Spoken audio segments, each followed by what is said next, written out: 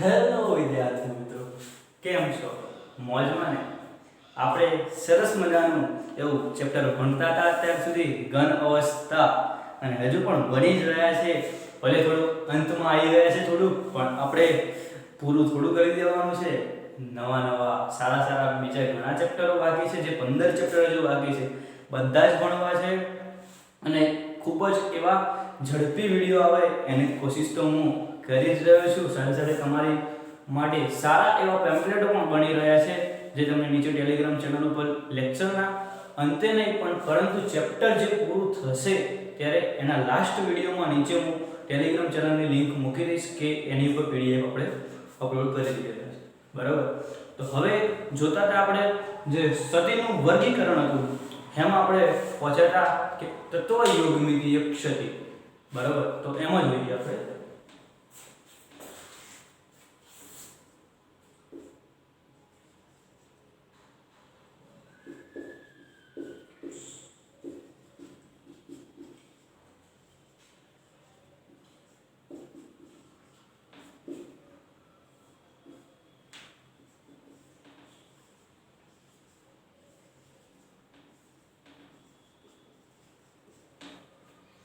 જ્યાં તત્વ યોગમિતીય ક્ષતિ છે ને, તો મિત્રો એના પણ આપણે બે પ્રકાર હતા. જે આપણે સૌપ્રથમ વખત ચાર્ટ ભણ્યા હતા ત્યારની તો વાત કરીએ કે એના પણ બે પ્રકાર હતા, કે બિન આયનીય ક્ષતિ અને આયનીય ક્ષતિ. તો એના બે ભાગ જોઈએ.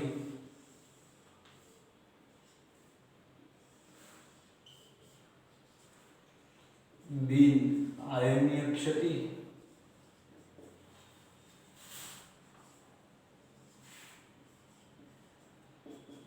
બીજા નંબર ઉપર આયનીય ક્ષતિ. બરાબર? તો વિદ્યાર્થી મિત્રો, વાત કરી આપણે તત્વ યોગમિતીય ક્ષતિની, એના પણ બે પ્રકાર, એવા કે બિન આયનીય ક્ષતિ અને બીજા નંબર ઉપર આયનીય ક્ષતિ. આના થોડુંક ઉપર કરી લઈએ તો તમને લખાણ થોડું વ્યવસ્થિત દેખાય. ઓકે, બિન આયનીય અને આયનીય. તો બિન આયનીયમાં પણ છે ને ભાઈ કે બે પ્રકાર છે. કયા? અવકાશ ક્ષતિ અને આંતરાલીય ક્ષતિ. તો મને લખી દો આનો એક પ્રકાર અવકાશ ક્ષતિ,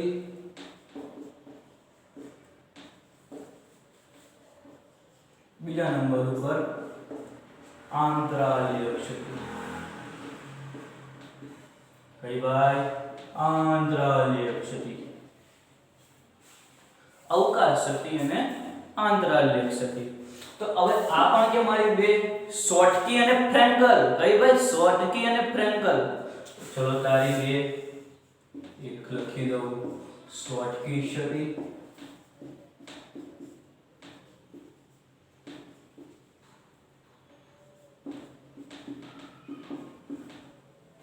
બીજા નંબર ઉપર આવશે ફ્રેન્કલ ક્ષતિ.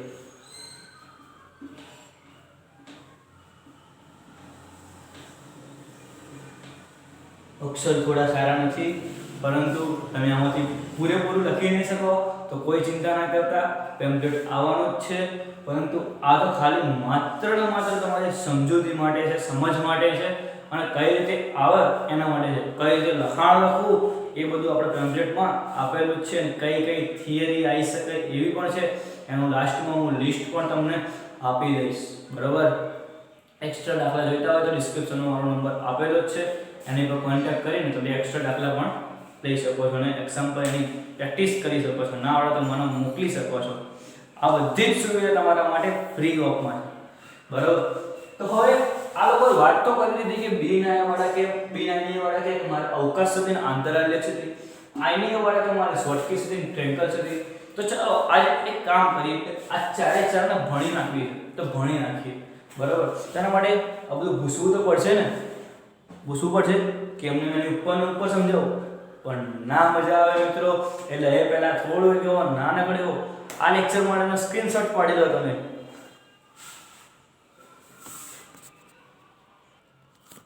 તો મિત્રો મસ્ત એવું આપણે સ્ક્રીનશોટ તમે પાડી દીધેલું છે. તો હવે જોઈએ અવકાશ ક્ષતિ, અવકાશ ક્ષતિ. બરાબર? ક્ષતિના બીજા અન્ય નામ ખામી તરીકે પણ ઓળખવામાં આવે છે. તો ધ્યાન રાખજો, કોઈક જગ્યાએ એવું લખે કે અવકાશ ખામી એટલે શું, એના વિશે અમને સમજાવો. તો અવકાશ ખામી અને અવકાશ ક્ષતિ એ બધું જ એક જ કહેવાય. મૂળ અનિયમિતતા જે આવે છે, બરાબર, જે અનિયમિતતા આવી એને ખામી કે ક્ષતિ તરીકે આપણે ઓળખી શકીએ. તો જોઈએ આપણે અવકાશ ક્ષતિ વિશે. તો સૌપ્રથમ એક લેવી સ્લાઇડ નું જોઈએ આપણે.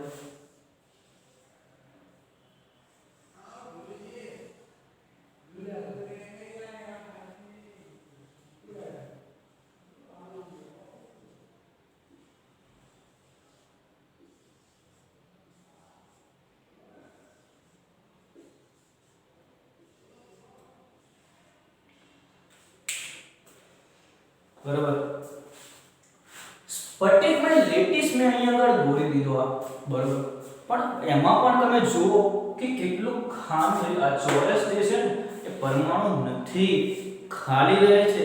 તો હું અહીંયા જે જોઉં છું એ જ લખું છું. શું? જે જોઉં છું એ જ લખું છું. તો જોઈ લો મિત્રો કે સ્ફટિકમય લેટિસમાં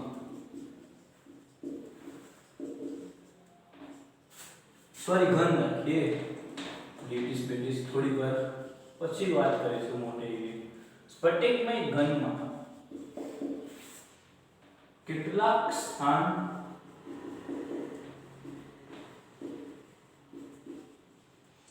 ખાલી રહે છે.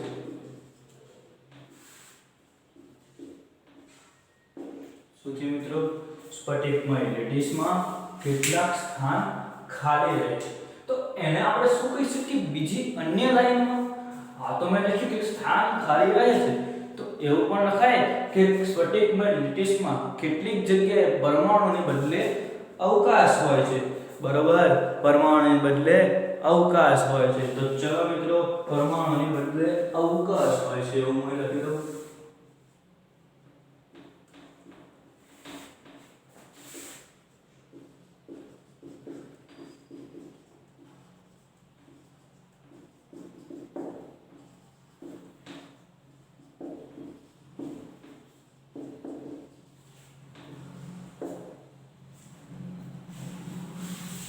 હવે મિત્રો વાત થઈ ગઈ પહેલો મુદ્દો કે સ્ફટિકમય ઘનમાં કેટલાક સ્થાન ખાલી રહે છે. એ તો હતું એનું જ તમે લખ્યું, કઈ જ નવું લખ્યું નથી. બીજા નંબરે એને જેવું જ લખ્યું કે પરમાણુને બદલે અવકાશ હોય છે. કોઈ વાંધો નથી, પરમાણુને બદલે અવકાશ હોય છે. હવે ઘનતા જે છે, ઘનતા જે ઘટી, કેમ કે દૂર થઈ ગયો, પરમાણુ હતો જ નહીં, અવકાશ રહેલો છે, તો ઘનતા ઘટી. ઓબ્ઝર્વ રીતે ઘનતા ઘટી હોય.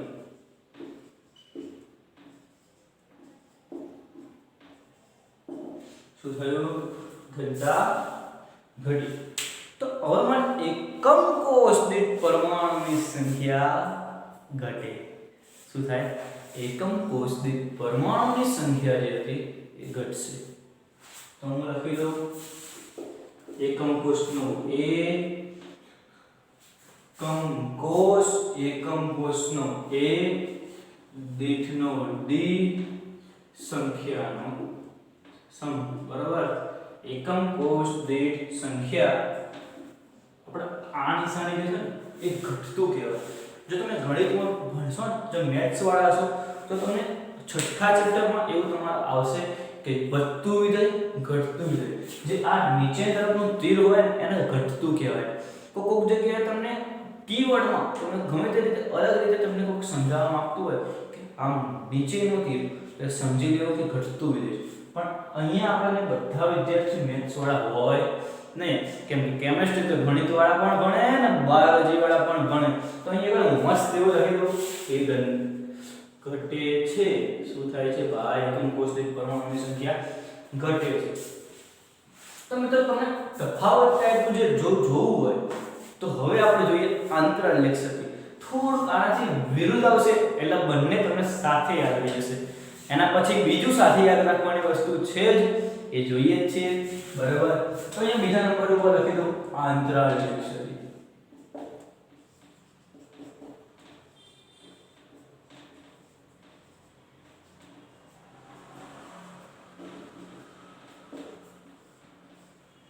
બરાબર, આંતરાલ લેખસતી. તો હવે એમાં હું અહીંયા એક સૌપ્રથમ એવો સ્ફટિકમય ઘન લઈ લઉં. બરાબર, સ્ફટિકમય ઘન તો લીધો મેં, પણ આપણે આમાં સ્ફટિકમય ઘનની અંદર પણ પરમાણુની ગોઠવણી અલગ રીતે સમજવી છે. તો એ શીખીએ કે આપણે જે અગાઉ અશુદ્ધ સ્થિતિમાં જે ટાઈપનું દોર્યું હતું એ ટાઈપનું દોરીએ. કેમ કે બોક્સ તો દોરવું જ છે પણ પહેલા એ દોરી પછી બોક્સ દોરીએ તો સારું એવું સમજૂતી તમને મળી જાય. બરાબર. તો મસ્ત એવું 1 આ 2 3 4 5 6 7 8 9 10 11 12 13 14 15 ને 16 જોઈન કરી દઈએ. આ તો આવડી ગયું તમને. આપણે અશુદ્ધ સ્થિતિ વખતે જોયું હતું આ કે પહેલા 12 નું કવર કરી લઈશું. શું કરીએ ભાઈ? 12 નું કવર કરી લઈએ. પછી અંદરનું 2 ચોરસ બની ગયા. આને જોડી દઈએ, આને જોડી દઈએ. સરસ સરસ. ચલો ભાઈ ચલો. બરાબર. આ તમે દોરી દીધું લેટેસ્ટ ટાઈપનું જે બંધારણ હતું. એક પરમાણુ અહીં દોરીશ. સ્ફટિકમય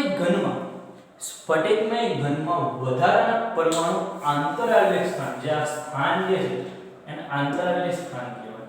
શું કહેવાય? આંતરાલ્ય સ્થાન. તો વધારાના પરમાણુ આંતરાલ્ય સ્થાનમાં ગોઠવાય છે.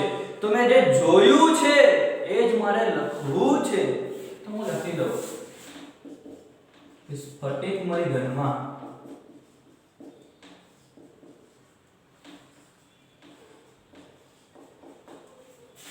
વધારાના પરમાણુ આંતરાલ્ય સ્થાનમાં ગોઠવાય છે. તો લખી દઈએ વધારાના પરમાણુ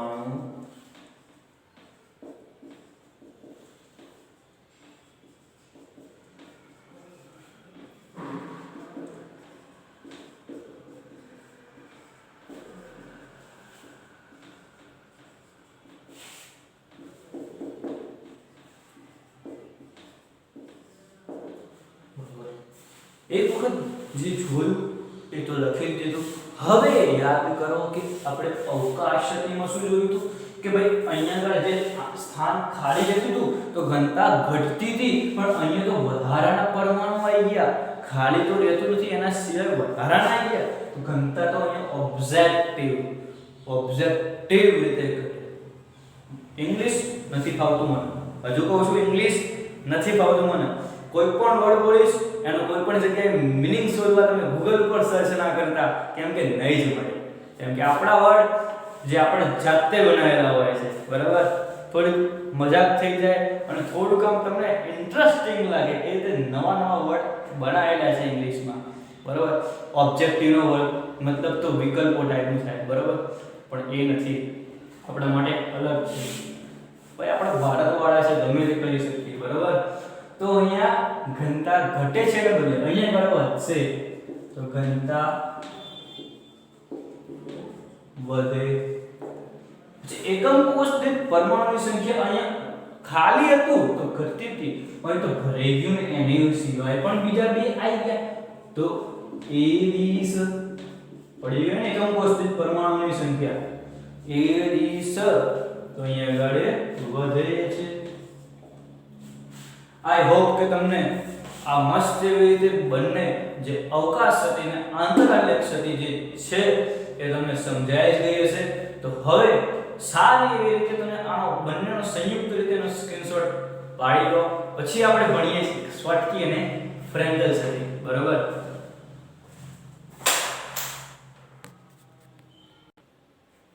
તો મિત્રો અહીંયા આગળ મેં ફરી એવી જોરદાર રીતે મસ્ત આકૃતિ દોરી દીધી છે. બરાબર. જે થોડીક વાર માટે હું આકૃતિ દોરવા માટે તમારો વિડિયો સ્ટોપ કર્યો તો જેથી કરીને તમે આકૃતિ તમને ફાવે જ છે. આગળ આપણે બે એવું સારી એવી થિયરીમાં આકૃતિ જોઈ લીધી છે કઈ રીતે દોરવી, અને આ પણ આપણે એક ટાઈપની દોરેલી છે. બરાબર. માત્ર આપણે સમજૂતી મેળવવાની છે. લખાણ કેમનું લખવું એ તો આપણે પેમ્પલેટમાં આવવાનું જ છે. બરાબર. તો સમજીએ પહેલા સ્ફટિકી સ્થિતિ વિશે. તો a b આજે મેં ગોઠવણી કરી જે આયનની રીતે કરી. કેમ? પહેલામાં આવું પ્લસ માઈનસ નતું આવતું કે એમાં અવકાશ સ્થિતિમાં આંતરાલ્ય સ્થિતિ, કેમ કે તે બિન આયનીય હતી, જ્યારે આ આયનીય છે. તો હવે શોર્ટકી સદી સમજતા પહેલા શાંતિથી આપણે જે ભણતા હતા, અત્યારે તો લોકડાઉન છે બરોબર, પણ જ્યારે ભણતા હતા ત્યારની વાત કરીએ તો ક્લાસની વાત કરો કે તમે જે ક્લાસમાં બેસતા હતા તો એ ક્લાસમાં કોક તમારા ફ્રેન્ડ બરોબર, કોક ફ્રેન્ડનું તમારું અફેર શું હતું, અફેર હતું. તો એમાંથી વાત એવી થઈ કે એ બોય જે હતો, જે છોકરો હતો બરોબર, તો એના કોઈ પણ પ્રકારે પનિશમેન્ટ મળી ટીચરથી, જેથી એના ક્લાસની બહાર જવું પડે. શું થયું હોય, જવું પડે. હવે એની જે ગર્લફ્રેન્ડ હતી બરોબર, હવે એને પણ એવું થયું કે ભાઈ મારો બોયફ્રેન્ડ બહાર ગયો, મેડમે કે ટીચરે ગમે તે કારણોસર મોકલ્યો બહાર બરોબર ને, તો હવે પેલે કે મારે પણ જવું છે, તો એ પણ કોઈકનું કોઈક કારણ કાઢી જવાની જ છે બહાર બરોબર. એટલે બંને એના ક્લાસમાંથી બહાર જતા રહ્યા બરોબર, પણ બંને સરખી રીતે જતા રહ્યા. એક છોકરો ગતો રહ્યો, એક છોકરી ગતી રહી. તો ક્લાસ કેવો થઈ ગયો, તટસ્થ જેવો હતો એવો ને એવો જ, પરંતુ ક્લાસમાંથી બે વિદ્યાર્થીઓની સંખ્યા ઘટી. શું થયું, બે વિદ્યાર્થીઓની સંખ્યા તો ઘટી બરાબર, બંનેના કદ સમાન, એટલે કે બંનેની જે ઉંમર હતી એ સમાન હતી, કેમ કે બંને એક જ ક્લાસમાં ભણતા હતા. બસ આટલી ખબર પડી ગઈ. તો હવે તમે જોઈ લો કે તમને શોર્ટકી સદી કેમ નહીં આવડે.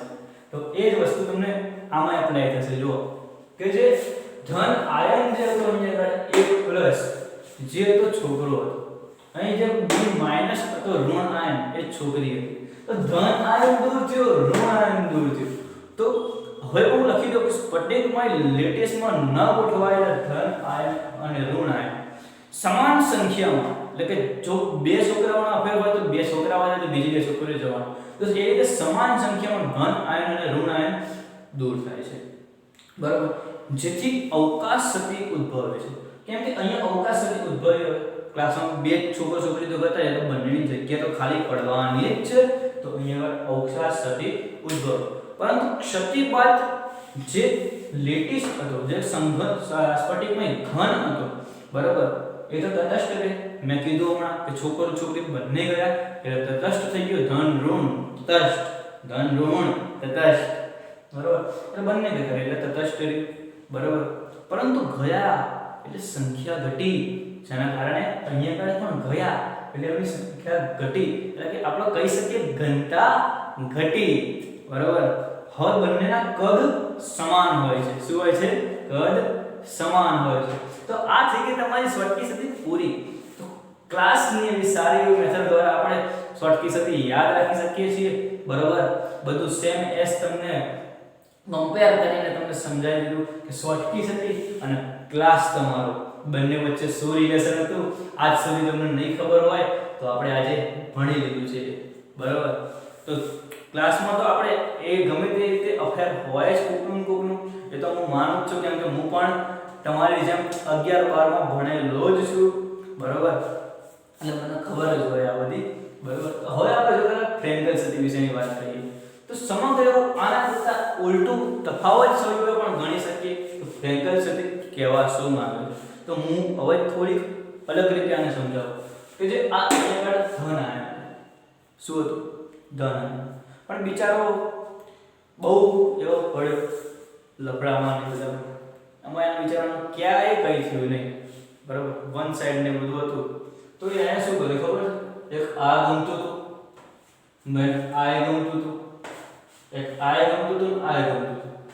તો હવે એને એની જગ્યાએ ના બેઠો, ટીચર જોડે કંઈક મગજમારી કરી તો ટીચર કે કહે ઊભો થઈ જા, લખ તું ભણવાનું તો સર તને ક્લાસની બહાર નીકળ, અહીં નીચે સાઈડમાં જગ્યા ખાલી છે ને ત્યાં બેસી જા. તો પેલો તો ખાઈ ગયો, એક આની બંનેની વચ્ચે બેસવા મળ્યું, એ તો જલસામાં આવી ગયો બરાબર. તો હવે આ ફ્રેન્કલ સદીમાં શું કહેવામાં આવે છે કે ધન આયન અને ઋણ આયન બંનેના કદમાં તફાવત હોય છે. શું હોય છે, કદમાં તફાવત હોય છે. નાના કદના ધન આયન, નાનો કદ કેમ કહેવાય, કેમ કે એનું ક્યાંય થતું નથી એટલે નાનો છે. નાના કદના ધન આયન સ્ફટિકમય લેટિસમાં રહેલા આંતરાલ્ય સ્થાનમાં ગોઠવાઈ જાય છે. આંતરાલ્ય સ્થાનમાં ગોઠવાઈ ગયો એટલે અહીંથી દૂર થતો ધન આયન કહી શકાય મારા બરોબર, અને એ ધન આયન દૂર થઈને આંતરલે સ્થાનમાં ગોઠવાઈ ગયું. તો આમાં થયું શું? ઘનતા તો અચળ જ રહે. શું છે? ઘનતા તો અચળ જ રહે, કેમ કે ધન આયન ક્રાસમાં ને ક્રાસમાં જ છે, ભલે બહાર નહીં ગયો, ઊભો થઈને ખાલી નીચે બેઠો છે. એ ધન સતી પતી જાય બરોબર, તો પણ આમાં કોઈ પણ ફેરફાર કરતો નથી. બરોબર, તો આ વાત છે કે આપણે ફ્રેન્કલ સતી અને શોર્ટકી સતી વિશેની. જો મિત્રો તમે હજુ પણ મારી ચેનલ સબસ્ક્રાઇબ ના કરી હોય તો હાલ જ કરી દો, અને આવી જ રીતે ઘણા એવા સારા સારા ઉદાહરણો દ્વારા બીજા ઘણા ચેપ્ટરોમાં સારી એવી રીતે ભણવું છે. બરોબર, આવર્ત કોષ્ટકના પણ ઘણી એવી ટેકનિક છે આપણી કે આ રીતે ભણાય, આ રીતે ભણાય, પરંતુ ઘણા એવા મારા સાથી મિત્રો પણ છે જેમને આ રીતે આવર્ત કોષ્ટકના અને એવા સારા સારા વિડીયો મૂકેલા છે, પરંતુ બાર સાયન્સના સમગ્ર બધા જ ચેપ્ટરના વિડીયો લગભગ તો નથી જ. એ મેં પણ જોયું છે કે YouTube પર મને બધા વિડીયો મળી રહેતા નથી. બરોબર, એટલા જ માટે મેં અલગ રીતે વિચારીને બધા જ ચેપ્ટર તમને સ્ટેપ બાય સ્ટેપ સમજાવી શકું એવો પ્રયત્ન કરવાનો કોશિશ અત્યારે ચાલુ કરી દીધી છે. એક ચેપ્ટર તો પતવાના આવ્યું છે, નેક્સ્ટ આપણે ઓર્ગેનિકમાંથી પણ એક ચેપ્ટર ભણવું છે. તો હજુ પણ તમે મારી ચેનલ સબસ્ક્રાઇબ ના કરી હોય તો કરી દો, અને તમારા બીજા મિત્રોને પણ કહો કે સારી એવી રીતે ટેકનિક દ્વારા ભણવું હોય તો આપણે આ ચેનલ સબસ્ક્રાઇબ કરો અને સાથે આપેલું બેલ આઇકન પણ દબાવો છો, તમને આવનારા નવા વિડીયોની નોટિફિકેશન મળતી રહે. મળતા રહીશું. જય સ્વામિનારાયણ.